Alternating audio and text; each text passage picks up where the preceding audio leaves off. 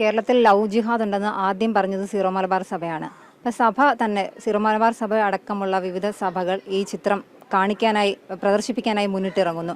തീർച്ചയായും അവരുടെ കുട്ടികളെ അവർക്ക് നഷ്ടപ്പെടുന്ന അതിൻ്റെ ആ ഒരു സാഹചര്യത്തിൽ തന്നെയായിരിക്കണമല്ലേ സഭ ഇത്തരത്തിലൊരു തീരുമാനത്തിലേക്ക് പോയിട്ടുള്ളത്? അല്ല, ഈ വിഷയം കേരളത്തിലെ മുഴുവൻ അമ്മമാരും കൈകോർത്ത് പിടിച്ചെടുക്കേണ്ട ഒരു തീരുമാനമാണ്. അവര് കണ്ണും കാതും കൊടുത്ത് വളർത്തിയിട്ടുള്ള മക്കൾ നഷ്ടപ്പെട്ടു പോകുമ്പോൾ അവരെ കാണാൻ പറ്റാതെ കരയുന്നില്ലേ?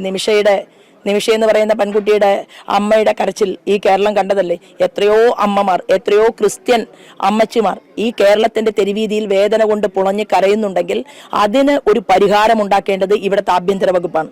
ഈ ആഭ്യന്തര വകുപ്പിന്റെ കഴിവുകേടിനെതിരായിട്ടാണ് ഈ സഭ രംഗത്ത് വരികയും അവരുടെ കുട്ടികൾക്ക് ക്ലാസ് കൊടുക്കുകയും ചെയ്യുന്നത്. അതിനുള്ള സ്വാതന്ത്ര്യം അവർക്കാണുള്ളത്. അവർ എന്ത് ചെയ്യണമെന്ന് തീരുമാനിക്കാൻ ഒരു രാഷ്ട്രീയക്കാരനെയും അവരേൽപ്പിച്ചിട്ടില്ല. ഒരാളുടെ തീട്ടൂരവും അവർ അംഗീകരിക്കാനും പോകുന്നില്ല.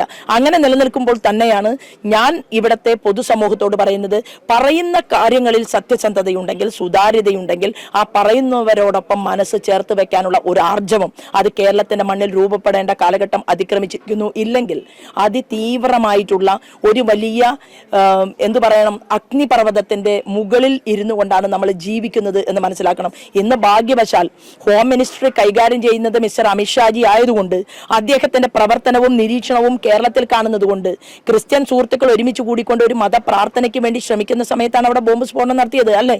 ആ ബോംബ് സ്ഫോടനം നടത്തിയത് ഒരു മുന്നറിയിപ്പായിരുന്നു എന്നാണ് പറഞ്ഞത്. എന്നിട്ട് ഒരാൾ വന്ന് കീഴടങ്ങുകയാണ്. പിണറായി വിജയന്റെ പോലീസ് പോയി പിടിച്ചതല്ല. ആ കീഴടങ്ങിയ വ്യക്തി പറയുന്നത് അപ്പാടെ സ്വീകരിച്ചുകൊണ്ട് ആ വ്യക്തിയെ പിടിച്ചു. അദ്ദേഹത്തിന്റെ പേരിൽ മാത്രം, അയാളുടെ പേരിൽ മാത്രം തലയിൽ കുറ്റം ചാർത്തി കൊടുത്തു. പിറകിൽ ആരാ പ്രവർത്തിക്കുന്നത്? ഏത് ഭീകര സംഘടനയുടെ പണമാണ് പറ്റിയിട്ടുള്ളത്? ആരാണിതിന് ഇദ്ദേഹത്തെ റിക്രൂട്ട് ചെയ്ത് അന്വേഷിക്കണ്ടേ?